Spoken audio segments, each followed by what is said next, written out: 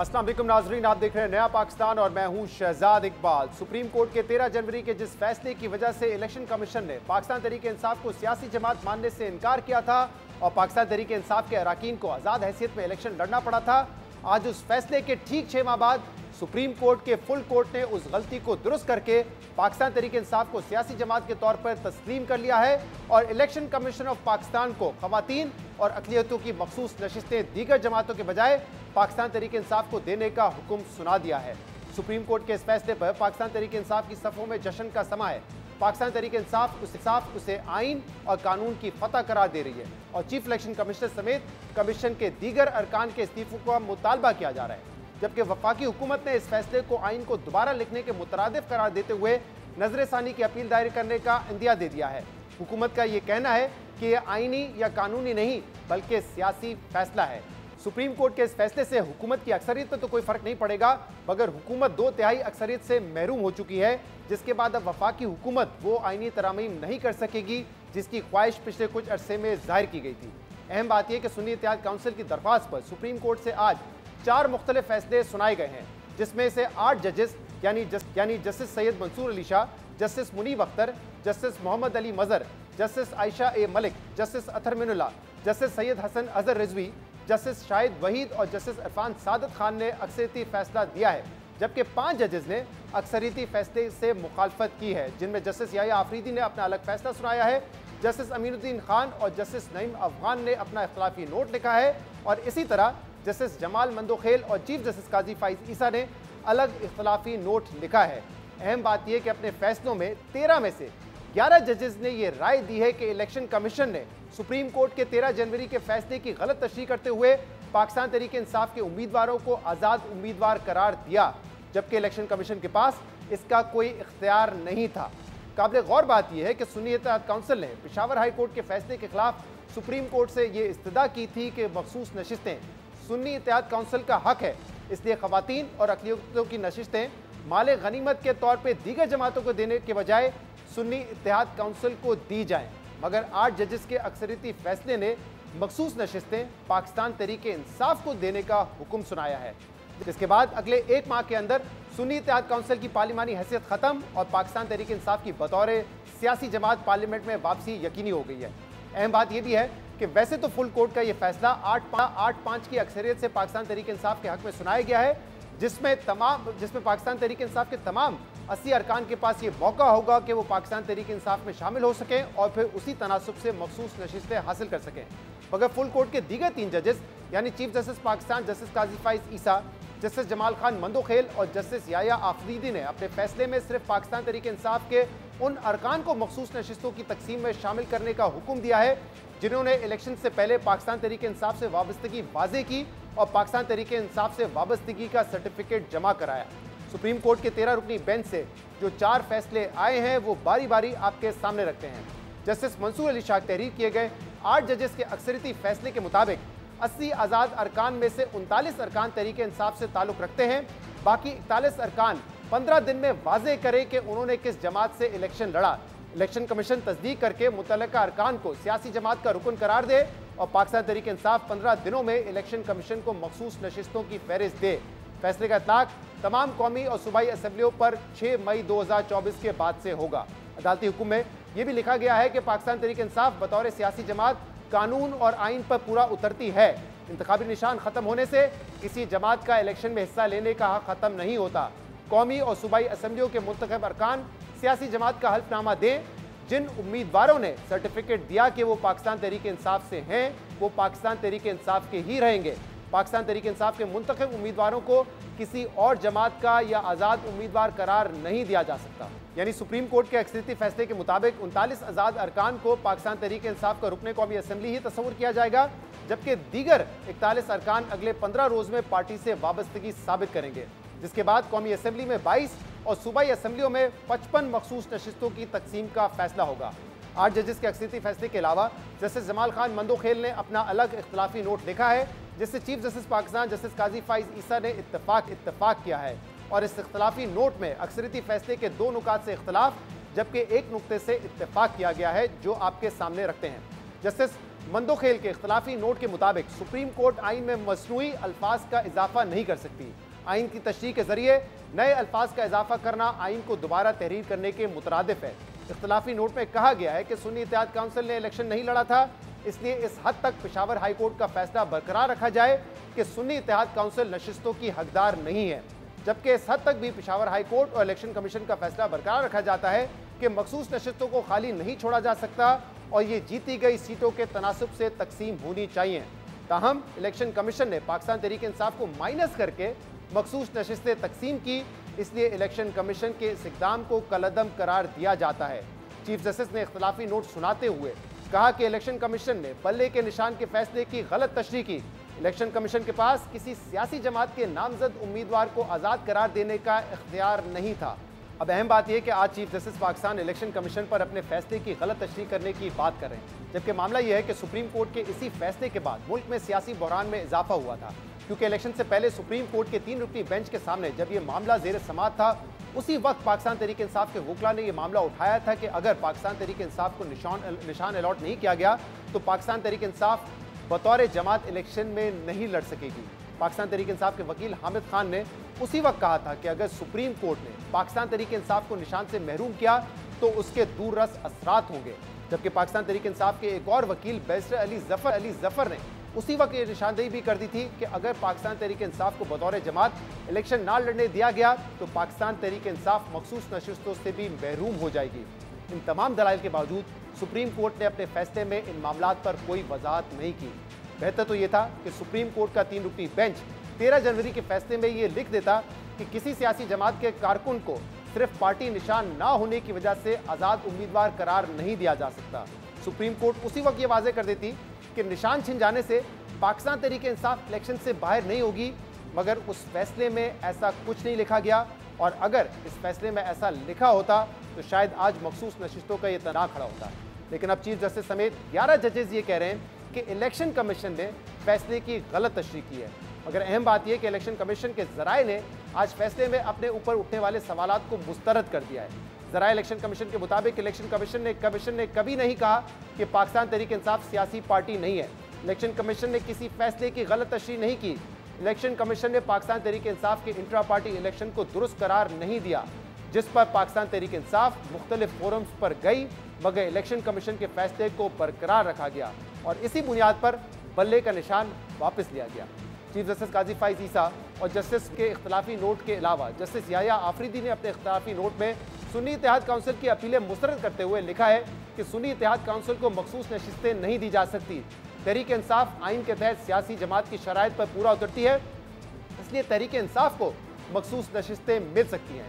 इख्तलाफी note के मुताबिक तहरीक इंसाफ के वो अरकान जो इलेक्शन के बाद दूसरी पार्टियों में शामिल हुए, उन्होंने अवाम की ख्वाहिश की खिलाफ वर्जी की, लेकिन जिन उम्मीदवारों ने कागजात नामजदगी और सर्टिफिकेट में तहरीक इंसाफ से वाबस्तगी वाज़े की, उन्हें तहरीक इंसाफ का उम्मीदवार तस्वुर किया जाए और पाकिस्तान तहरीक इंसाफ को उसी तनासुब से मखसूस नशिस्तें दी जाए। और इलेक्शन कमीशन मुतल्लिका फरीकैन को सुनकर अपने फैसले पर 7 दिन में नजर सानी करे, यानी 8 जजेस के अक्सरियती फैसले और चीफ जस्टिस और जस्टिस मंदोखेल की तरह जस्टिस याया आफरीदी ने भी पाकिस्तान तहरीक इंसाफ को बतौर सियासी जमात तस्लीम करके उसे मखसूस नशिस्तें देने का फैसला सुनाया है। मगर 13 जजेस में से सिर्फ 2 जजेस यानी जस्टिस अमीनुद्दीन खान और जस्टिस नईम अफगान ने पाकिस्तान तहरीक इंसाफ या सुन्नी इत्तेहाद काउंसिल दोनों को मखसूस नशिस्तें ना देने का फैसला सुनाया है। जस्टिस नईम अख्तर अफगान ने अपने इख्तलाफी नोट में पेशावर हाई कोर्ट का फैसला बरकरार रखते हुए सुन्नी इत्तेहाद काउंसिल और दीगर की अपीलें खारिज कर दी हैं। सुप्रीम कोर्ट से आज अपने हक में फैसला सामने आने के बाद पाकिस्तान तहरीक इंसाफ में जश्न का समा है। पाकिस्तान तहरीक इंसाफ इस फैसले को आइन और कानून की फतह करार देते हुए ये मुतालबा कर रहा है कि आइन की गलत तशरीह करने वालों पर आर्टिकल 6 लगना चाहिए। आज सुप्रीम कोर्ट के प्रैक्टिकली 11 जजेस ने पीटीआई के हक में फैसला दिया है। 11 जजेस ने यूनानिमसली अपने अपने नोट में यही कहा है कि पाकिस्तान तहरीक इंसाफ हकदार है इन सीटों का। कमीशन से मुतालबा करते हैं फौरन कि सुप्रीम कोर्ट के इन अहकामात पे फौरन अमल दरामद किया जाए। चीफ इलेक्शन कमिश्नर उसके 4 कमिश्नर्स उनको फिल फॉर मुस्ताफी होना चाहिए। Chief election commissioner Sultan Raja ने और उसके 4 कमिश्नर्स ने जो पाकिस्तान तहरीक इंसाफ का हमारा बल्ले का निशान लिया, हमारी इलेक्शन कैंपेन में मुदाखलत की, आइन की इंटरप्रिटेशन जो गलत करता है उसके ऊपर मेरी नजर में आर्टिकल 6 लगना चाहिए। मगर दूसरी तरफ वफाकी हुकूमत ने इस फैसले पर सख्त रद्द-ए-अमल दिया है। वफाकी वजीर कानून आजम नज़ीर तारर ने कहा है कि यह फैसला आइन को दोबारा लिखने के मुतरादिफ है। जजेस ने सोशल मीडिया पर जारी मुहिम का असर लिया है। पीटीआई तो फरीक नहीं था मुकदमे ने, और ना ही पीटीआई ने ये सीट्स क्लेम की। क्लेम था सुन्नी इत्तेहाद काउंसिल का, उसको यकसर परे कर दिया गया। लेकिन जो बादियों नज़र में रिलीफ दिया गया है वो पाकिस्तान तहरीक इंसाफ को दे दिया गया, जो कि ना तो दरख्वास्त गुजार हैं, ना उन्होंने ये रिलीफ मांगा। अपेरेंटली ये लगता है कि आइन के आर्टिकल 51 और आर्टिकल 106 की तशरीह होने की बजाय महसूस ये होता है कि जैसे उन्हें री राइट कर दिया गया है, सरे नौ तहरीर किया गया है। इस फैसले की वजह से बहुत सारी जो कन्फ्यूजन्स और सवालात हैं उन्होंने जन्म दिया है। फैसला देते हुए जो अक्सरियती राय है, उनकी जो कंसिडरेशन है वो शायद सियासी माहौल के हवाले से ज़्यादा हैं, और जो सोशल मीडिया पे डिबेट्स चल रही हैं या टेली स्क्रीन्स के ऊपर जो चल रहा है, मेरे मुंह में आई बात है, कह देनी चाहिए, ये सवाल गंदम और जवाब चना है। फुल कोर्ट के फैसले पर वफाकी हुकूमत मायूस नजर आ रही है। हुकूमत की जानिब से इस फैसले पर कई सवाल तो उठाए जा रहे हैं, मगर एक अहम सवाल ये भी है कि आज के फैसले के बाद इंट्रा पार्टी इलेक्शंस की क्या अहमियत रह जाएगी, क्योंकि इस फैसले से ये तो वाज़ेह है कि इंट्रा पार्टी इलेक्शन ना करवाने पर सियासी जमात से निशान तो छीन लिया जाएगा, मगर सियासी जमात फिर भी इलेक्शन लड़ने की अहल होगी और उसके उम्मीदवारों को आज़ाद उम्मीदवार करार नहीं दिया जाएगा। लेकिन मसला ये है कि जब एक जमात में इंट्रा पार्टी इलेक्शन ही नहीं होंगे तो उस जमात में टिकटें तकसीम करने समेत दीगर अहम फैसले कौन करेगा। इन तमाम मामलों पर हम बात करेंगे, जिसके लिए हमें ज्वाइन किया है पाकिस्तान के वजीर इत्तलात अताउल्लाह तारर ने। तारर साहब, बहुत बहुत शुक्रिया वक्त देने के लिए। सुप्रीम कोर्ट का फुल कोर्ट इस केस की समाअत कर रहा था, अहम फैसला था और आज फैसला सुना दिया गया है 8-5 की अक्सरियत से। तनकीद जजमेंट पे हो सकती है, लेकिन आजम नज़ीर तारर साहब हो, आपकी पार्टी के दीगर रहनुमा हो, उनका ये कहना है कि ये जो फैसला है ये आइन और कानून के मुताबिक नहीं है, ये सियासी फैसला है, ये सोशल मीडिया के इन्फ्लुएंस में आके दिया गया है, ये आइन को दोबारा लिखने के मुतरादिफ है। और ये भी गिला किया जा रहा है कि सुन्नी इत्तेहाद काउंसिल की पटिशन थी, लेकिन फायदा जो है वो तहरीक इंसाफ को पहुंचाया गया है। इस हद तक तनकीद की क्या वजह है? देखिए, मैं ये समझता हूं कि एक ऐसा केस जिसमें दरख्वास्त गुजार ने एक स्पेसिफिक रिलीफ मांगा हो और कहा हो कि ये वो रिलीफ है जो हम अदालत से जिसकी इस्तदा करते हैं, दरख्वास्त करते हैं, और एक ऐसा रिलीफ दे दिया गया हो जिसका जिक्र पूरी दरख्वास्त में ना हो और वक्त के धारे को पीछे मोड़कर वो क्लॉक रिवर्स करके तमाम मामलात उनके हवाले कर दिए गए हों, तो इस पर यही कहा जा सकता है कि जहां अदालतों का बेहद एहतराम है, मगर इससे तासुर ये कायम हुआ है और लोग बात ये कर रहे हैं कि पार्टी इलेक्शन ठीक तरीके इंसाफ ना कराए, वो उनके उम्मीदवार कागज़ जब जमा कराएं तो पार्टी टिकट जमा ना करवाएं, कुछ लोग तो तरीके इंसाफ लिखें ही ना, पार्टी डिक्लेरेशन जमा ना कराएं, और उन्हीं के पार्टी के मेंबर्स ऐसी पार्टी ज्वाइन करें जिसका पार्लियामान में वजूद ना हो और कसूरवार इलेक्शन कमीशन को ठहराया जाए या कहा जाए कि जी ये तमाम कसूर किसी और के हैं, हमारे नहीं हैं। तो देखिए, आइन तो बड़ा क्लियर है कि आपने वो पॉलिटिकल पार्टी 3 दिन के अंदर ज्वाइन करनी है जिसका वजूद हाउस में मौजूद हो, और इलेक्शन एक्ट 2017 भी बड़ा क्लियर है। तो ना सिर्फ आइन को रीराइट करने के ये मुतरादिफ है जो तासर मिलता है, बल्कि इसके साथ साथ इलेक्शन एक्ट 2017 की शिकों को भी बिल्कुल जो है वो इनफेक्टिव कर दिया गया है कि आज के बाद कोई पार्टी इलेक्शन नहीं कराएगा तो कोई बात नहीं, उसकी कोई पीनल कॉन्सिक्वेंसेस नहीं होंगे, और आप ऐसी पार्टी ज्वाइन करें जिसका वजूद हो ना हो वो आपकी मर्जी है। तो इस रिलीफ की समझ नहीं आई कि इलेक्शन कमीशन का अपना फैसला था कि उन्होंने निशान लिया, ये तो तरीके इंसाफ पे था जी कि वो कहीं दरख्वास्त देते, वो अपनी पार्टी के रिवाइवल के हवाले से कोई कदम उठाते। इनके तमाम MNAs ने सुन्नी इत्तेहाद काउंसिल ज्वाइन की, क्या कहीं दरख्वास्त दी कि तरीके इंसाफ हमें ज्वाइन करने दी जाए या हम तरीके इंसाफ के मेंबर्स हैं?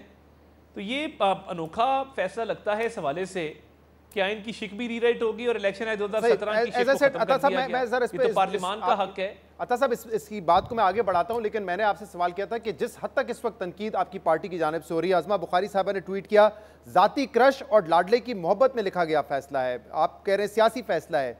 तो ये जो आप कह रहे हैं लोग बात कर रहे हैं, लोग नहीं कर रहे, ये आपकी पार्टी के वुज़रा ये पॉइंट ऑफ व्यू लेकर आगे चल रहे हैं, और अभी खबरें आ रही हैं कि आपकी पार्टी के लोग मुल्क के मुख्तलिफ हिस्सों में एहतजाज भी कर रहे हैं, बहुत सारे लोगों से एहतजाज भी कर रहे हैं, सड़कों पर भी निकल रहे हैं। जाहिर सी बात है जब वुज़रा आके ये बात करेंगे तो लोग भी इसी बात को सपोर्ट करेंगे जो आपके हामी है। इस हद तक तनकीद की क्या वजह है? क्योंकि यहाँ तो फुल कोर्ट था, कोई सिलेक्शन नहीं हुई है कि फला जजेस बैठेंगे, कोई लाइक माइंडेड जजेस का मामला नहीं है जैसे माजी में आप लोग तनकीद करते रहे। फुल कोर्ट का फैसला है, अक्सरियती का फैसला है। ये तो देखिए, आप आज एक दरख्वास्त दें सुप्रीम कोर्ट को कि जी मेरे नज़दीक मुझे जियो न्यूज़ के एंकर के तौर पे रिस्टोर किया जाए, अगर आपको खुदा न खास्ता यहाँ से टर्मिनेट किया जाए और फैसला ये आ जाए कि आप जियो न्यूज़ के कल से मालिक हैं, तो वो तो रिलीफ आपने मांगा ही नहीं था ना। आपने तो कहा था कि मुझे जियो न्यूज़ में बहाल किया जाए, आपने ये तो नहीं कहा था कि मुझे जियो न्यूज़ का मालिक बना दिया जाए। एक्सेप्ट कर लूंगा मैं वैसे। तो बात ये है, दरख्वास्त गुजार भी हैरान होगा कि ये रिलीफ तो मांगा ही नहीं था, ये कैसे मिल गया। इसलिए हम कह रहे हैं, और ये तासुर अमूमी तौर पे बन गया है कि ये आइन को रीराइट करने के बराबर है।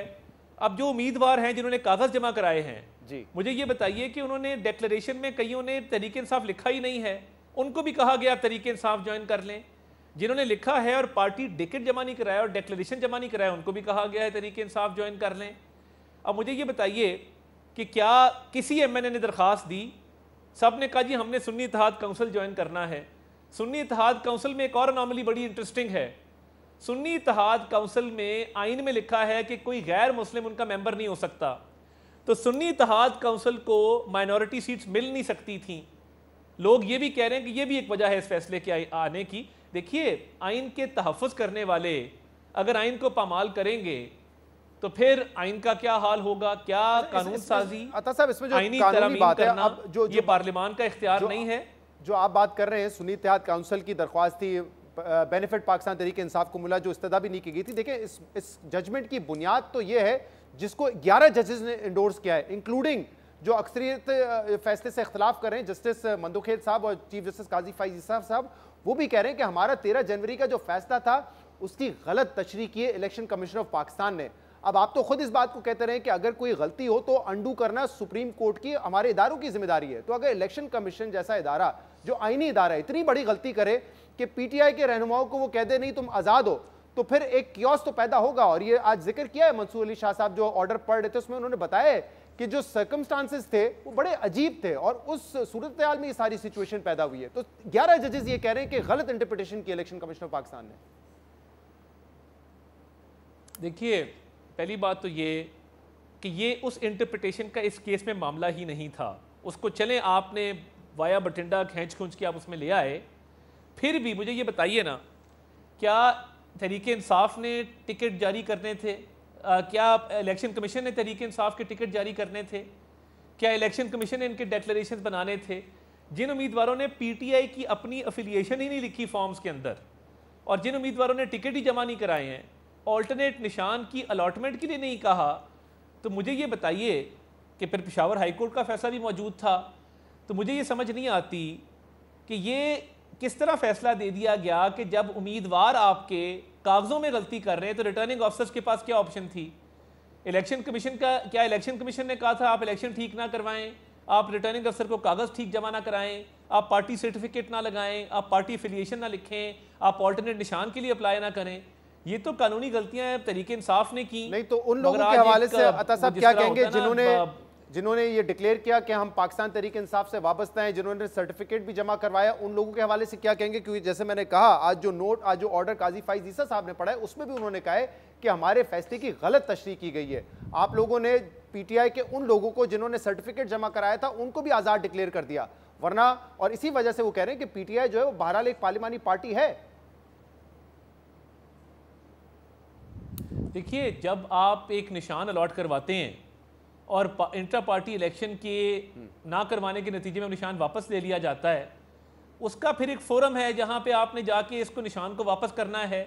निशान वापस लेने की जो पिटिशन थी सुप्रीम कोर्ट ने अपहोल्ड की, क्या कोई और निशान लेने की कोशिश की गई? क्या इन उम्मीदवारों ने जिन्होंने PTI की टिकट जमा करवाई थी कोई ऑल्टरनेट निशान पार्टी की तरफ से कहा कि जी ये पार्टी का निशान होगा? अब बात यह कि सुप्रीम कोर्ट के ऑर्डर के तहत अगर वो निशान वापस किया गया था और पार्टी का वजूद मौजूद था तो फिर पीटीआई को चाहिए था ना कि वो ऑल्टरनेट निशान इलेक्शन कमीशन से मांगते। इन्होंने इंडिविजुअल निशान लिए जाके, तो क्या इन्होंने पार्टी के तौर पे दरखास्त नहीं जमा कराई कि हमारा ये निशान खत्म हो गया, हम हमें नया निशान दे दें?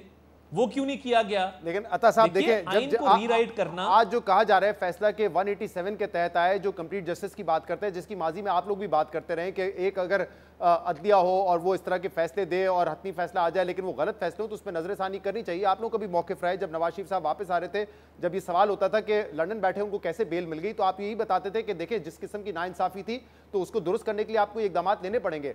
अब जो आप बात करें ज़रा उस दिन पर अगर हम वापस जाएँ, 13 जनवरी को एक तरफ सुप्रीम कोर्ट का में समाज चल रही थी, पीटीआई वालों ने जब सर्टिफिकेट जमा कराया कि हम बल्लेबाज के निशान पर लड़ना चाहते हैं, ईसीपी ने उसको मना कर दिया। 11:30 बजे जाके सुप्रीम कोर्ट ने फैसला सुनाया कि सिंबल हम वापस ले रहे हैं, बल्ले का निशान नहीं मिल सकता। उसके बाद कितना वक्त था कि इतने सारे अरकान जाते और फिर कहते कि हम फलां पार्टी का सर्टिफिकेट लेके आते हैं, हमें वहां पे पार्टी में शमूलियत इख्तियार करने दी जाए। वो एक क्योस वाली सिचुएशन थी जिसके ऊपर बाकायदा ये राय है कि वो जानबूझ के पैदा की जा रही थी ताकि तहरीक इंसाफ को बाहर रखा जाए इलेक्शन से। देखिए बात यह है कि जिसने लीगल फोरम्स को अप्रोच करना हो वो अपनी पूरी तैयारी करता है, लीगल ग्राउंड वर्क करता है, ऑल्टरनेट निशान के लिए एप्लीकेशन देता है और बाकायदा पूरी लीगल वर्किंग करने के बाद कहता है कि जी ये हमने नया निशान अलॉट करवाना है, आप हमें अलॉट करके दें। देखिए ये कोई जवाज़ नहीं है कि आप जो एक कानून बनाना, आइन में तरमीम करना जो हक है पार्लिमान का, इख्तियार है पार्लिमान का, वो तासुर ये मिल रहा है कि वो अदलिया ने ले लिया है और कानून भी वो लिख रहे हैं, आइन भी वो लिख रहे हैं। तो ये मेरी तो समझ से बाहर है कि आपका एक पिछला फैसला उसको आप इस फैसले में कैसे ठीक करें। और आपने कितने लोगों के लिए आइन के इस आर्टिकल को इन्वोक किया कि आप कह रहे हैं कि जी वो केस में हमारे सामने ये पॉइंट नहीं भी थे तो हम इसका फैसला कर रहे हैं। आपने देखा है आइन तो कहता है, आइन ये भी कहता है, जी जी फरमाइए। आइन तो ये भी कहता है कि किसी गैर आइनी फैसले का तहफ़्फ़ुज़ नहीं दिया जाएगा। अब आइन का तहफ़्फ़ुज़ करने वाले इदारे से तो ये तवक्को तो नहीं है कि वो आइन को रीराइट करेंगे। पहले ही आर्टिकल 63 भी, उसका भी फ़ायदा इसी सियासी जमात को हुआ था, आज भी स्पेशल प्रोविजन इन्वोक की गई है तो जब इसी सियासी जमात को उसका फायदा हुआ है। लेकिन अता साहब इसी तरह जब आर्टिकल 62(1)(f) की तशरीह करने का वक्त था, क्योंकि नवाज शरीफ को लाइफ टाइम डिस्क्वालीफाई किया गया था, तो फिर सुप्रीम कोर्ट ने ही कहा कि 62(1)(f) के तहत जो डिस्क्वालिफिकेशन है वो 5 साल की होगी। आइन में कहीं नहीं लिखा हुआ 5 साल की होगी। आइन में जो दीगर शिकें हैं डिस्क्वालिफिकेशन की, वहां पे लिखा हुआ है कि 5 साल मुद्दत होगी या कितनी मुद्दत होगी। यहां पे तो नहीं लिखा गया था, लेकिन सुप्रीम कोर्ट ने कहा कि 5 साल की होगी। तो यहां पे भी आप यही कहेंगे कि फिर रीराइटिंग ऑफ द कॉन्स्टिट्यूशन हुआ है? देखिए उसमें पार्लियामान ने ना सिर्फ एक रेजोल्यूशन पास किया था, रेजोल्यूशन और आइन कानून साजी लेके आए थे जिसके तहत वो डिक्लेयर किया। नहीं देखिए जो आइन की कुछ प्रोविजंस हैं they are subject to the law. तो कई दफ़ा पार्लियामान कानून के जरिए भी ये काम करता है और मैं समझता हूँ कि 5 साल वाला पार्लियामान का इंटेंट मौजूद था और उसके अंदर मैं एक कानूनी डिबेट अपनी जगह मौजूद है, मगर उस केस में भी ये रिलीफ मांगा गया था ना। ये तो नहीं हो सकता कि केस में रिलीफ ही ना मांगा जाए और आप कहें कि जी ये रिलीफ जो है हमें दे दिया जाए और वो आपको मिल जाए। सही, मैं समझता हूँ कि ये आउट ऑफ द वे जाके उनको रिलीफ दिया गया। आता साहब जरा बताइएगा कि जब ये फैसला आया 13 जनवरी का, आपकी अंडरस्टैंडिंग क्या थी और आपको लगता है कि इलेक्शन कमीशन ऑफ पाकिस्तान ने गलत तशरीह की उसकी? देखिए मैं नहीं समझता कि इलेक्शन कमीशन ऑफ पाकिस्तान इसमें गलत है। इलेक्शन कमीशन ऑफ पाकिस्तान का काम है कि जो इंट्रा पार्टी इलेक्शन ना करवाए उसके खिलाफ एक्शन ले। इलेक्शन कमीशन का काम है कि रिटर्निंग ऑफिसर्स को जो हिदायत जारी की जाती हैं कागजात नामजदगी के हवाले से, वो इंश्योर करें कि जो कागजात नामजदगी हैं वो आइन और कानून के मुताबिक जमा हो रहे हैं। अब इतनी सारी गलतियां तरीके इंसाफ ने की जिनके लिए क्लॉक रिवर्स हो गया है, तो इसमें इलेक्शन कमीशन का तो कोई दोष नहीं है।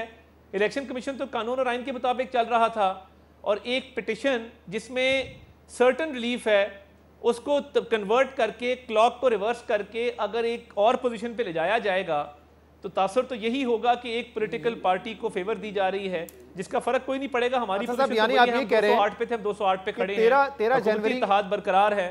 13 जनवरी के फैसले के बाद अगर इलेक्शन कमीशन ने पाकिस्तान तहरीक इंसाफ के रहनुमाओं को आज़ाद रखा, क्योंकि सिंबल ले लिया गया था, तो उन्होंने कहा कि जब सिंबल ले लिया गया है तो आप इलेक्शन बतौर पार्टी पीटीआई लड़ नहीं सकते, तो वो दुरुस्त फैसला था इलेक्शन कमीशन का, आप समझते हैं? देखिए ये तो तहरीक इंसाफ का काम था ना कि मैं तो आपकी राय जानना चाह रहा हूं, इंट्रा पार्टी इलेक्शन ना आपकी राय जानना चाह रहा हूं क्योंकि आप खुद एक कानून पढ़ा हुआ है आपने, तो मैं आपसे जानना चाह रहा हूं कि कमीशन ने कुछ गलत नहीं किया। नहीं किया। ये तो पिटिशनर का काम है कि वो ऑल्टरनेट निशान के लिए अप्लाई करे, वो इलेक्शन कमीशन को कहे कि जी ये हमारे उम्मीदवार हैं, इनको ये फलां निशान अलॉट कर दिया जाए। अब जब उम्मीदवारों ने जाके तरह तरह के निशान अलॉट करवाए और पार्टी सर्टिफिकेट जमा कुछ ने कराए कुछ ने नहीं करवाए, तो ये तो पार्टी का काम था और पार्टी के लीगल सेल का काम था। तारक साहब हमारे साथ मौजूद थे। प्रोग्राम में एक ब्रेक शामिल करेंगे, इसके बाद मजीद बात करेंगे। Stay with us.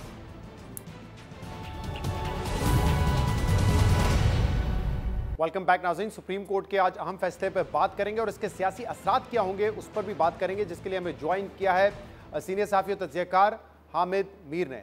मीर साहब बहुत बहुत शुक्रिया वक्त देने के लिए। एक तरफ पाकिस्तान तहरीक इंसाफ जश्न मना रही है, कह रही है कि आइन और कानून के मुताबिक फैसला हुआ है, दूसरी तरफ जो हुकूमती जमातें हैं इंक्लूडिंग PMLN, उनका ये कहना है कि ये आइन को दोबारा लिखने के मुतरादिफ है, सियासी बुनियादों पर फैसला किया गया है, पिटिशन सुन्नी इत्तेहाद काउंसिल की थी, फ़ायदा तहरीक इंसाफ को पहुँचाया गया है। क्या ये जो इनका गिला है वो आपको दुरुस्त लगता है किसी भी तरीके से? ये जो दलील है इसका जवाब मेरा ख्याल है तहरीक इंसाफ के वकील जो सलमान अकरम राजा साहब हैं उन्होंने तो दिया है, क्योंकि सलमान अकरम राजा साहब जो हैं उन्होंने ड्यूरिंग द प्रोसीडिंग्स जस्टिस काजी फायज ईसा साहब को बार बार जो है ये बड़े वाज़े अल्फाज में कहा कि मैं PTI का कैंडिडेट था, मैंने अपने जो नॉमिनेशन पेपर्स थे उसमें लिखा था कि मैं PTI का कैंडिडेट हूँ, लेकिन इलेक्शन कमीशन ने मुझे माना ही नहीं है। देखें ये बात जो है ना ये एक्चुअली कबूतर की तरह आंखें बंद करने के मुतरादिफ है। जो चीफ जस्टिस ऑफ पाकिस्तान है वो इस पूरी प्रोसीडिंग में जिस तरीके से फैसल सिद्दीकी साहब को और सलमान अकरम राजा साहब को सवाल कर रहे थे, तो वो एक्चुअली यही कहने की कोशिश कर रहे थे कि आप सुन्नी इत्तेहाद कौंसिल हैं या आप PTI हैं, ठीक है ना। लेकिन वो उनका जो तरीक़ाकार था, जिस तरीके से वो सवाल करते थे, तो शुरू में तो सलमान अकरम राजा आराम से जवाब देते थे, बाद में फिर वो उनको सीरियस लेते नहीं थे, बल्कि उनका सवाल ही नहीं सुनते थे। तो ये वही जो काजी फायज ईसा साहब का आर्गूमेंट है वो अब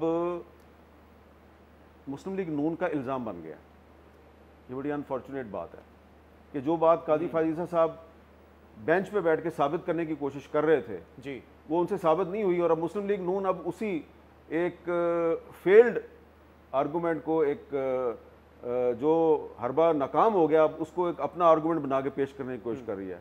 आर्टिकल 187 बड़ा क्लियर है जी, और वो ये कहता है कि सुप्रीम कोर्ट जो है वो एम्पावर्ड है कि किसी भी मामले में जो मुकम्मल इंसाफ है, कंप्लीट जस्टिस वो फ्राहम करने के लिए आप कोई भी फैसला लिख सकते हैं।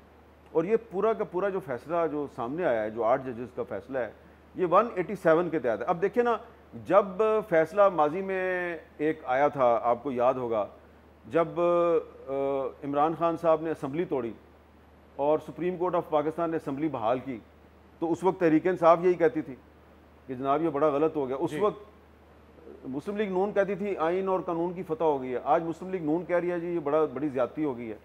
तो जिस पार्टी के हक में फैसला आता है वो कहती है ये आइन और कानून की फतह है, जिस पार्टी के ख़िलाफ़ फैसला आता है वो कहती है जनाब कि ये बड़ी ज़्यादती हो गई है। लेकिन इसमें जो मुस्लिम लीग नून का ये आर्गूमेंट है कि जी ये तो सुन्नी इत्तेहाद कौंसिल वाले इंसाफ मांगने गए थे, लेकिन इंसाफ मिल गया है तहरीक इंसाफ को, ये दरअसल काजी फायज ईसा साहब का एक आर्गूमेंट है जो सवाल की सूरत में वो बार बार करते थे, लेकिन उनकी बात बनी नहीं। इस फैसले की जो बुनियाद है मीर साहब, जिस पर खुद काजी फायज ईसा साहब ने भी ये लिखा है, क्योंकि उन्होंने एग्री किया है जस्टिस मंदोखेल साहब के जो ऑर्डर है उससे, वो ये है कि इलेक्शन कमीशन ऑफ पाकिस्तान ने सुप्रीम कोर्ट का 13 जनवरी वाला फैसला जिसमें सिंबल ले लिया गया था PTI से, उसकी इंटरप्रिटेशन गलत की है, गलत उसकी तशरीह की गई है।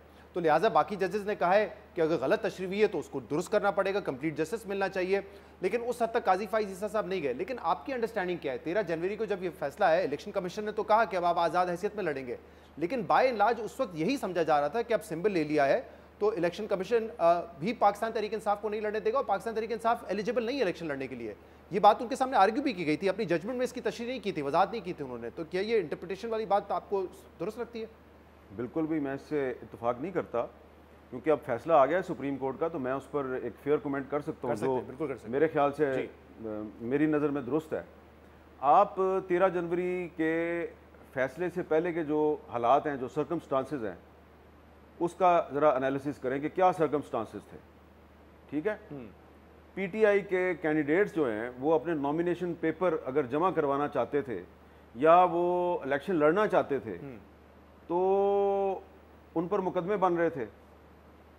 एक MNA साहब हैं सनाउल्लाह मस्ती खेल साहब, मुझे इजाज़त नहीं है कि जो हुआ वो उनका बड़ा प्राइवेट मसला है, वो मैं सारी बात तो नहीं बता सकता, लेकिन जो कुछ उनके साथ हुआ है मैं चाहूँगा कि काजी फायज़ ईसा साहब किसी वक्त सनाउल्लाह मस्ती खेल को सिर्फ अपने चैम्बर में बुला के पूछें कि तुम्हें पीटीआई के प्लेटफॉर्म से इलेक्शन लड़ने से रोकने के लिए तुम्हारे साथ क्या क्या हुआ है, तुम्हारे ख़ानदान के साथ क्या क्या हुआ है। सिर्फ एक बंदे की मिसाल दे रहा हूँ, ठीक है ना। तो यानी कि मैं वो बता भी नहीं सकता। सही। अच्छा, इसी तरीके से कुछ ख़वातीन जो हैं, अगेन मैं उनके नाम नहीं लेता, कुछ उनमें से इलेक्शन जीत गई हैं, कुछ शायद अब रिजर्व सीट पे आ जाएं, उनके साथ क्या हुआ उनको भी ज़रा काजी साहब बुलाएं ना, क्योंकि काजी साहब ने बहुत वावेला किया था जब उनके खिलाफ तहरीक इंसाफ के दौर में रेफरेंस दायर हुआ था, तो उस वक्त हम इनके साथ खड़े थे, काजी साहब के साथ खड़े थे। तो अब काजी साहब जो हैं वो उनके बारे में आम तासुर ये है कि ये वो उसी का जो इंतकाम है वो उन्होंने लिया है और पीटीआई से उसका बल्ले का इंतखाबी निशान ले लिया। अब जब 13 जनवरी का फैसला अभी नहीं आया था तो उससे बहुत पहले बहुत से लोग जो हैं जो बाद में सेनेटर बनवा दिए गए, फैसल वावड़ा साहब ने आपके शो पे कहा था, उन्होंने कहा और भी बहुत से नहीं लोग होगा कि उन्होंने कहा कि बैलेट पेपर पर बल्ला नहीं होगा। तो काजी साहब जो हैं वो पूछे ना फैसल वाडा साहब को बुला के कि वाडा साहब आपको कैसे पता था कि बैलेट पेपर पर बल्ले का निशान नहीं होगा, मैंने तो फैसला दिया 13 जनवरी को, तो ये जो आपने अनाउंसमेंट की मुख्तलिफ टीवी शोज़ पे, ये आपको किसने बताया था? मैंने तो नहीं बताया था, कौन बताता था आपको? तो ये काजी फायज़ साहब का जो ये एक आर्गूमेंट है ना कि मेरे फैसले की बड़ी गलत इंटरप्रटेशन हुई है, वो अब क्योंकि चीफ इलेक्शन कमिश्नर एक सॉफ्ट टारगेट है, पीटीआई भी कह रही है इसके खिलाफ आर्टिकल 6 का मुकदमा बना दो जी, तो उसको आप अटैक कर रहे हैं। और चीफ जस्टिस साहब के सीपी के जराए से जो खबर भी आई है सामने से, आपको पता है ज़्यादा जब इलेक्शन कमिश्नर पाकिस्तान का मौक़िफ़ आता है कम ही होता है कि तर्जुमान डायरेक्टली मौक़िफ़ दें, वो जराए से ही सामने आते हैं, वो कह रहे हैं कि बिल्कुल सही तशरीह की थी हमने, इसकी तशरीह में कोई गलती नहीं की, ये उनका मौक़िफ़ अब सामने आ रहा है। नहीं, लेकिन अब इसमें देखें ना कि इलेक्शन कमीशन ऑफ पाकिस्तान के मेंबरान और चीफ इलेक्शन कमिश्नर साहब, उनको अब सोचना चाहिए कि आपने तो पता नहीं किन हालात में क्या सोच के आपने तशरीह की थी, और अभी भी आप कह रहे हैं हमारी तशरीह बिल्कुल ठीक थी जी, लेकिन जो आपने किया, आपके साथ सुप्रीम कोर्ट खड़ी नहीं हुई और आज तहरीक इंसाफ मुतालबा कर रही है कि आपके खिलाफ आर्टिकल 6 का मुकदमा चलाया जाए। बज़ाहिर तहरीक इंसाफ का ये मुतालबा जो है ये महज एक सियासी मुतालबा है, इसलिए कि आर्टिकल 6 का जो केस होता है वो हुकूमत वक्त दायर करती है, और हुकूमत वक्त इस वक्त मुस्लिम लीग नून है जी, उन्होंने दायर नहीं करना, ये उसी वक्त दायर होगा जब तहरीक इंसाफ की हुकूमत आती है। लेकिन तहरीक इंसाफ की इस वक्त जो सूरत हाल है कि जुडिशरी ने तो उनको एक बहुत बड़ा रिलीफ दे दिया है जी, लेकिन वो खुद आपस में एक दूसरे को रिलीफ देने के लिए तैयार नहीं है। हमें उनकी सफ़ों में इत्तेहाद नज़र नहीं आ रहा, तो पहले वो खुद अपनी सफ़ों में इत्तेहाद पैदा करे, खुद जब वो हुकूमत में आने के काबिल हो जाएंगे फिर आर्टिकल 6 का मुकदमा भी चला लें। सियासी सूरत हाल कितनी भी बदलती नजर आ रही है आपको, क्योंकि आज हमने देखा हुकूमती तमाम जमातों के लोग आए, उन्होंने इसके हवाले से बयान दिया, लेकिन ऑब्वियसली 2/3 मेजॉरिटी उनके पास नहीं रहेगी तो आईनी तरमीम नहीं हो सकती, लेकिन अक्सरियत उनके पास है। लेकिन क्या इसका इफेक्ट आप आने वाले कुछ मुकदमात में भी देख रहे हैं, क्योंकि ट्रिब्यूनल वाला एक मामला, क्योंकि आज शिबली फराज साहब ने कहा कि हमारी जद्दोजहद जारी रहेगी क्योंकि हमने साबित करना है कि फॉर्म 45 पे नतीजे मुरतब करें, जाली फॉर्म 47 पे ना करें, ये उन्होंने आज कहा है। तो आपको लगता है कि ये एक स्नोबॉल इफेक्ट हो सकता है आगे जाकर? शहजाद साहब, आज फैसला आने के बाद 2:30 बजे से लेके और शाम 6-7 बजे तक मुख्तलिफ मीटिंग्स होती रही हैं इस्लामाबाद में। इस दौरान में 2-3 जो मिनिस्टर्स हैं उन्होंने प्रेस कॉन्फ्रेंसें भी की हैं। तो जो मेरी इन्फॉर्मेशन है वो ये है कि ये रिव्यू पिटिशन की तैयारी तो कर रहे हैं, लेकिन रिव्यू पिटिशन की तैयारी के साथ साथ ये कुछ और इकदाम पे भी गौर कर रहे हैं, और मेरा ख्याल है कि अगर ये उन इकदाम की तरफ जाएंगे तो ये अल्फाज तो ये इस्तेमाल करेंगे ये आइन और कानून के दायरे के अंदर रह के हम कर रहे हैं जी, लेकिन उसके पाकिस्तान की मुईशत पर बहुत बुरे असरात मुरतब होंगे। सुबह आपने बड़ी इंपॉर्टेंट बात की थी जब तज्जिया आपसे लिया गया था कि क्या आज के इस फैसले के बाद सियासी सूरत हाल में यकीनी आएगी या गैर यकीनी मजीद बढ़ेगी? ये इसलिए है कि मेरे ख्याल से ये एक गोल्डन अपॉर्चुनिटी है, एक सुनहरी मौका है। हाँ। पाकिस्तान के जो मुक्तदर इदारे हैं पार्लियामेंट है, जुडिशरी है, इस्टेब्लिशमेंट है, सब के लिए एक गोल्डन चांस है कि जो भी फैसला आ गया है, ख्वाह ये आपको पसंद है या नहीं पसंद, इस फैसले को तस्लीम करें और मिलजुल के आगे बढ़ने की कोशिश करें। देखें ना, हमारी कोई यहाँ पे इंडिया पाकिस्तान की जंग तो नहीं ना हो रही, सही बात, एक सियासी इख्तिलाफ है जी, तो हम मिलजुल के आगे क्यों नहीं बढ़ सकते? हम क्यों अभी पिछले 3-4 घंटे में जो मीटिंग्स हुई हैं इस्लामाबाद में, मुझे पता है उन मीटिंग्स में जिन लोगों ने जो तजावीज़ पेश की हैं और फिर उस पर जो डिस्कशन हो रही है, हो सकता है कि अगर ये उस रास्ते पे चलेंगे जो कि लड़ाई का, जो कन्फ्रंट्रेशन का रास्ता है, उसका पाकिस्तान को फ़ायदा नहीं नुकसान है। इससे हम पाकिस्तान के दुश्मनों के हाथ मजबूत करेंगे। तो मैं तो सिर्फ एक आम पाकिस्तानी शहरी के लिहाज से गुजारिश ही कर सकता हूँ, इस्तदा कर सकता हूँ, बातचीत करें और मामलात को हल करें, आपस में मत लड़ें। क्योंकि अब जो आज़म नज़ीर तारड़ साहब ने और राना सनाउल्लाह साहब ने जो बातें की हैं, ठीक है, ये उनका पॉइंट ऑफ व्यू है, लेकिन वो 2 आदमी, सिर्फ 2 इंडिविजुअल्स की राय नहीं है, उसके पीछे मुझे 2-3 इदारों की तर्जुमानी नज़र आ रही है। इसलिए कि मेरी खुद भी एक बहुत अहम आदमी से बात हुई और उनकी गुफ्तगू सुन के मैं तो लरस गया कि वो किस तरफ जाने का सोच रहे हैं। तो ये उस तरफ मत जाएं, क्योंकि वक्त कभी एक सा नहीं रहता। अब आपको याद है कि 2-2.5 साल पहले इमरान खान साहब जो हैं वो हमें बुला के कहा करते थे, ये ISI अगर टेलीफोन टेप करती है तो बिल्कुल सही करती है, और मेरा भी अगर टेप करती है तो बड़ी अच्छी बात है जी। तो आज उनकी पार्टी कह रही है नहीं, ये गलत हो रहा है। तो ये आज जो लोग हमें कह रहे हैं ना कि ये जो सुप्रीम कोर्ट का फैसला है ये अच्छा फैसला नहीं है और इसका पाकिस्तान को बड़ा नुकसान होगा, ये होगा, वो होगा, ऐसा ना हो कि 2-2.5 साल के बाद ये लोग कह रहे हो कि नहीं, वो सुप्रीम कोर्ट का वो फैसला ठीक था, अब जो हमारे साथ हो रहा है वो गलत है। बहुत बहुत शुक्रिया, बहुत बहुत शुक्रिया। हामिद मीर साहब हमारे साथ मौजूद थे। प्रोग्राम में एक ब्रेक शामिल करेंगे, इसके बाद पाकिस्तान तहरीक इंसाफ का मौक़िफ़ इस पे लेंगे। हमारे साथ रहिएगा। Welcome back. मखसूस नशिस्तों पे सुप्रीम कोर्ट के फैसले के बाद हुकूमत का ये कहना है कि फैसला आईन और कानून के मुताबिक नहीं है, ये एक सियासी फैसला किया गया है, जबकि पाकिस्तान तहरीक इंसाफ कह रही है ये फैसला आइन के मुताबिक हुआ है। बल्कि पाकिस्तान तहरीक इंसाफ के रहनुमा अब ये मुतालबा कर रहे हैं कि इलेक्शन कमीशन ऑफ पाकिस्तान के मेंबरान जिन्होंने गलत तशरीह की सुप्रीम कोर्ट के फैसले की, उनके ऊपर आर्टिकल 6 लगना चाहिए। इस पर हम मजीद बात करेंगे, जिसके लिए हमें ज्वाइन किया है पाकिस्तान तहरीक इंसाफ के रहनुमा अली जफ़र साहब ने। अली साहब, बहुत बहुत शुक्रिया वक्त देने के लिए। आज जब फैसला आया तो GNU से आपने भी बात की और आपने कहा हमारी उम्मीदों से बेहतर फैसला है, क्योंकि आपकी उम्मीद ये थी कि सीटें सुन्नी इत्तेहाद काउंसिल को मिलेंगी, लेकिन अक्सरियती फैसला ये कि पाकिस्तान तहरीक इंसाफ को मिलेंगी। अब इस पर हुकूमत का कहना है कि एक सियासी फैसला है। क्या आपको भी लगता है कि जो सूरत हाल थी इलेक्शन से पहले उसको मद्देनजर रखा गया है और जो गलतियां इलेक्शन कमीशन से हुई उसको दुरुस्त करने के लिए इस फैसले में जुडिशियल ओवररीच नजर आ रही है? जी देखिए, जुडिशियल ओवररीच तो नहीं नजर आ रही। मैं इसकी वजह आपको बताता हूं। पहले तो आर्टिकल 187 जो है आइन का, वो बड़े वाज़े तौर पे एक तरह से हिदायत करता है और ताकत भी देता है सुप्रीम कोर्ट को कि जब भी ऐसे मामलात हों जिसमें पिछली गलतियां हैं और उन गलतियों को दुरुस्त करना है, तो फिर वो टेक्निकलिटीज़ में नहीं जाना चाहिए उनको, और एक कंप्लीट जस्टिस का फैसला करना चाहिए। ऐसा फैसला करना चाहिए जिससे पूरा इंसाफ हो और नज़र भी आए होता हुआ। अब आप एक सेकंड के लिए अगर सोचें कि सुप्रीम कोर्ट ऑफ पाकिस्तान अगर ये सीटें सुन्नी इत्तेहाद को दे देते और ये फैसला कहते कि ये सुन्नी इत्तेहाद को मिलना है, तो उससे प्रैक्टिकली कोई फ़र्क नहीं पड़ना था, क्योंकि ये सुन्नी इत्तेहाद में पहले आते सारे और उसके बाद वो अपनी मर्जी से PTI को ज्वाइन कर लेते। यही हमारा आइडिया था, यही हमारा मकसद था सुन्नी इत्तेहाद में ज्वाइन कराने का। सुप्रीम कोर्ट ने वही सीटें PTI को डायरेक्टली दे दी हैं, तो उससे कोई फाइनल रिजल्ट में फ़र्क नहीं पड़ा। फाइनल रिजल्ट में सिर्फ तब फ़र्क पड़ता अगर ये सीटें जो हैं वो जिस तरह 2 जज साहिबान ने कहा है, ये सीटें अगर जानी होती उन जमातों को जो डिज़र्व नहीं करती थी, उन जमातों को जिनकी कोई हैसियत नहीं थी ये रिजर्व सीट्स को हासिल करने के लिए, तब तो फ़र्क पड़ सकता था। अब आप सुन्नी इत्तेहाद को दें या PTI को दें, उससे कोई प्रैक्टिकल फ़र्क नहीं पड़ता, क्योंकि जिस तरह मैंने कहा कि सुन्नी इत्तेहाद को भी मिल जाती तो अल्टीमेटली वो सुन्नी इत्तेहाद ने मर्ज होना था।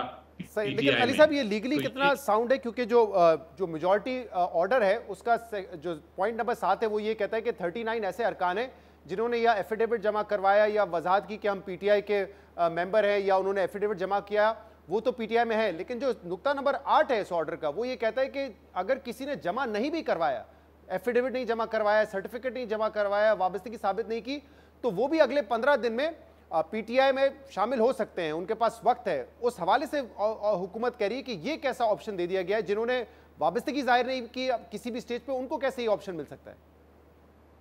जी, वो इसलिए क्योंकि सुप्रीम कोर्ट ने जो वाकयात हुए हाल में भी और माजी में भी, उनको सुप्रीम कोर्ट बकायदा अभी डिटेल्ड ऑर्डर जब आएगा तो आपको नजर आएगा कि उस डिटेल्ड ऑर्डर में सुप्रीम कोर्ट ने उनको इन वाकयात का बकायदा उन्होंने उसका लिया है, उसका अपने फैसले में शामिल किया है। और वो फैसले में ये दिखाया है उन्होंने वाकयात को देखते हुए, ये कहा है कि चूंकि लोगों को पता था कि ये जितने लोग हैं, अवाम को पता था कि जितने भी कैंडिडेट्स हैं वो एक्चुअली पीटीआई के कैंडिडेट्स हैं, और अवाम ने अपना जो हक इस्तेमाल किया वोट का वो पीटीआई के फेवर में किया, इसलिए इन कैंडिडेट्स को मजबूर किया था इलेक्शन कमीशन ऑफ पाकिस्तान ने कि वो पीटीआई से ना लड़ें। वो हम इलेक्शन कमीशन की गलती की वजह से अवाम का जो मैंडेट है उसको हम नुकसान नहीं पहुंचा सकते। हमने अवाम का जो मैंडेट है, अवाम ने जो हक अपना इस्तेमाल किया वोट को, उसको देखते हुए हम ये पीटीआई को, हम समझते हैं कि ये पीटीआई के कैंडिडेट्स थे, सही, अगर वो चाहें तो पीटीआई को अभी भी ज्वाइन कर सकते हैं। अली साहब, जो आज का फैसला है उससे एक बात तो बड़ी क्लियर है कि अगर कोई पार्टी इंट्रा पार्टी इलेक्शंस नहीं करवाती तो उसको सिंबल तो नहीं मिलेगा, लेकिन वो इंतखाबात में हिस्सा ले सकती है। लेकिन इससे तो मजीद कॉम्प्लिकेशन पैदा होंगी कि अगर पार्टी ने इंट्रा पार्टी इलेक्शन ही नहीं करवाए तो कोई ओहदेदार नहीं होगा, तो पार्टी सर्टिफिकेट का मामला आएगा, टिकट की तकसीम का मामला आएगा, या कोई और मामला आएगा, तो वो कौन हैंडल करेगा? यानी कि कोई शख्स जाएगा, वो किसी और का सर्टिफिकेट लेके चला जाएगा पार्टी का कि मुझे फलां ने दिया है, कोई किसी और मेंबर की तरफ से लेके चला जाएगा, क्योंकि ना सेक्रेटरी जनरल होगा ना चेयरमैन होगा। तो फिर ये फैसला कैसे होगा? मतलब अगर हम ये कह रहे हैं कि इंट्रा पार्टी इलेक्शंस के बगैर आप इलेक्शन लड़ सकते हैं, तो फैसला साजी कौन करेगा? कोई स्ट्रक्चर ही नहीं होगा पार्टी का। ये अब आपने बड़ा अहम नुक्ता उठाया। तो मेरा ख्याल है ये जो अबहाम है जिसका आप जिक्र कर रहे हैं, अब जो इसका फैसला और इसको किस तरह रिजॉल्व करना है और इसको किसकी सलूशन क्या है, सिर्फ एक ही तरीका है कि सारी पार्टीज जो हैं, जैसा पहले बैठी थी इलेक्शन एक्ट के बारे में, जब 2017 के इलेक्शन एक्ट कर रहे थे, तो अब बैठें और बैठ के फिर मुस्तकबिल के लिए ये फैसले करें कि ये जो इलेक्शन इंट्रा पार्टी इलेक्शन होते हैं इसका किस तरह फैसले होंगे और इस इंट्रा पार्टी इलेक्शन ना कराने का किस तरह उसका इलाज किया जाएगा। तो ये अब पार्लियामेंट का काम है, क्योंकि पार्लियामेंट अभी भी जो इंट्रा पार्टी इलेक्शन करवाएं वो भी चैलेंज हुए हैं, उस पे ईसीपी जो है इस वक्त उसके कंसिडरेशन में है कि क्या आप दुरुस्त तरीके से हुए या नहीं हुए। तो अब जो लिस्ट देनी है रिजर्व सीट्स के हवाले से, वो कौन देगा, कौन सिग्नेटरी होगा? अगर उससे पहले इलेक्शन कमीशन उस इलेक्शन को भी नल एंड वॉइड कर देता है, फिर क्या होगा? जी देखें, अब इलेक्शन कमीशन ऑफ पाकिस्तान के पास ये हम बार बार कह रहे हैं और उनसे रिक्वेस्ट कर रहे हैं कि आप ये जो हमने नए इलेक्शन कराए हैं इसको माने, और इलेक्शन कमीशन ऑफ पाकिस्तान से आप बाकायदा पूछ के किया है, उनको इतला करके किया है कि हम ये इलेक्शन करने जा रहे हैं। उन्होंने उस वक्त इतराज़ नहीं किया था। अभी तक 3-4 हेयरिंग्स इसकी लगी थी, लेकिन वो फिर हेयरिंग्स इलेक्शन कमीशन ने खुद ही एडजर्न कर दी। तो इलेक्शन कमीशन के पास अब कोई जवाब नहीं है कि वो ये कहें कि ये इलेक्शन नहीं हुआ। आपको याद है सुप्रीम कोर्ट ऑफ पाकिस्तान ने भी जो फैसला किया था, जो मेरी नज़र में गलत फैसला था, लेकिन सुप्रीम कोर्ट ने बहरहाल ये कहा था कि आपने इलेक्शन नहीं कराए, आपने कोई सबूत नहीं दिया कि इलेक्शन कराए हैं। तो अब इस बार तो हमने बाकायदा सारा सबूत इलेक्शन कमीशन ऑफ पाकिस्तान के सामने रख दिया है, और इस बार हमने मीडिया को भी इसमें इन्वॉल्व किया था, और हमने मीडिया को हर इलेक्शन की स्टेप पे इन्वॉल्व किया था कि आप आके खुद ही स्पॉट कर लें। अली साहब, एक अब और तो ये नहीं कहा जा इलेक्शन नहीं हुआ। आज जो है जस्टिस काजी फाइज ईसा साहब ने जो मंदुखेल साहब की जजमेंट से इत्तेफाक किया, या ड्यूरिंग हियरिंग भी वो ये कहते रहे और बाकी जजेस ने भी इसको अडॉप्ट किया कि ईसीपी ने गलत इंटरप्रेट किया था 13 जनवरी का फैसला। अब उस वक्त आपने भी ये दलाइल दिए थे कि अगर आप सिंबल ले लेंगे हम इलेक्शन नहीं लड़ सकेंगे, बतौर जमात रिजर्व सीट नहीं ले सकेंगे, लेकिन उस पर उसको कोई बात नहीं की गई थी। तो अब आज ये बात करना इस फैसले में 11 जजेस की तरफ से ये कहना कि तशरीह गलत की गई थी। अगर तशरीह का ही मामला था तो जब ये मामला आप लोगों ने उठाया, आपने उठाया, हामिद खान ने उठाया, उसी जजमेंट में अगर क्लैरिफाई कर देते कि सिंबल ले रहे हैं लेकिन पीटीआई इलेक्शन लड़ सकती है, तो शायद ये तनाज़ा ही ना खड़ा होता इतना बड़ा। जी बिल्कुल, आपकी बात दुरुस्त है, क्योंकि ये बात हुई थी और ये बात पे उस वक्त ना शॉर्ट ऑर्डर में ना जो डिटेल्ड ऑर्डर था उसमें कभी ये बात की गई थी, बल्कि एक तरह से ये मामला सुप्रीम कोर्ट ने पहली बार उठाया, या इसकी ये कहा कि तशरीह मैंने इनफैक्ट चीफ जस्टिस साहब ने कहा कि इसकी तशरीह मेरे मुताबिक ये है कि पार्टी ख़त्म नहीं होती।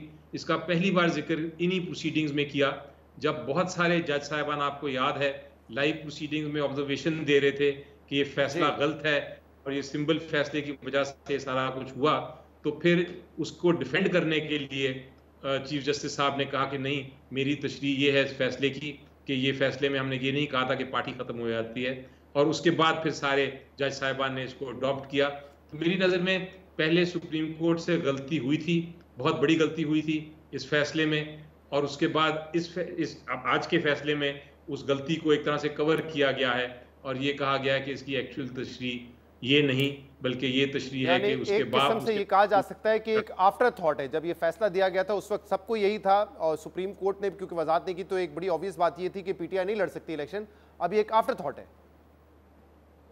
जी, ये पता नहीं आफ्टर थॉट मैं कहूँगा या उत्सुकता आगे तो शायद मैं नहीं जाता, लेकिन क्लियरली इस जजमेंट में पहली बार ये पता चला है कि उसकी तशरीह क्या है।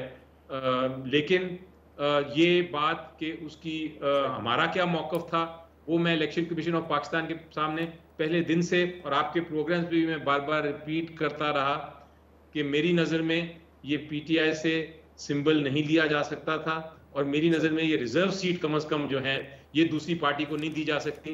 ये रिजर्व सीट्स जो हैं सिर्फ पीटीआई को दी जा सकती हैं।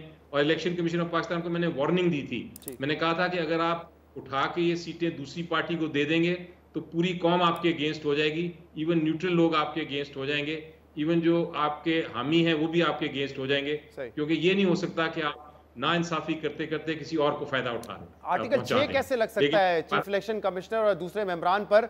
उन्होंने आइन तो नहीं तोड़ा, फैसले की गलत तशरीह पे आपके ख्याल में आर्टिकल 6 लग सकता है? जी, मेरी राय तो देखें, आर्टिकल 6 का जो जिक्र किया मेरा ख्याल है वो एक सियासी बयान ज्यादा था।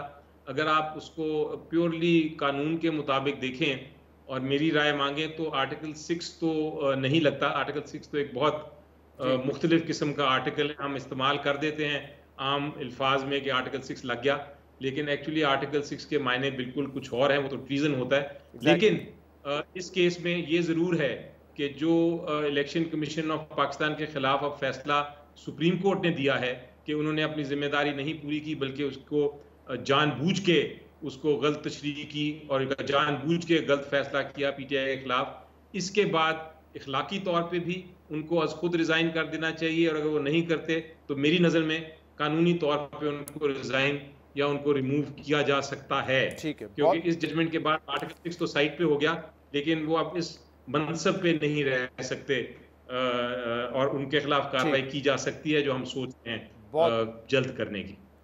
शुक्रिया। अली ज़फ़र साहब हमारे साथ मौजूद थे। आज के प्रोग्राम में इतना ही, तो उसे इजाज़त दीजिए। अल्लाह हाफ़िज़।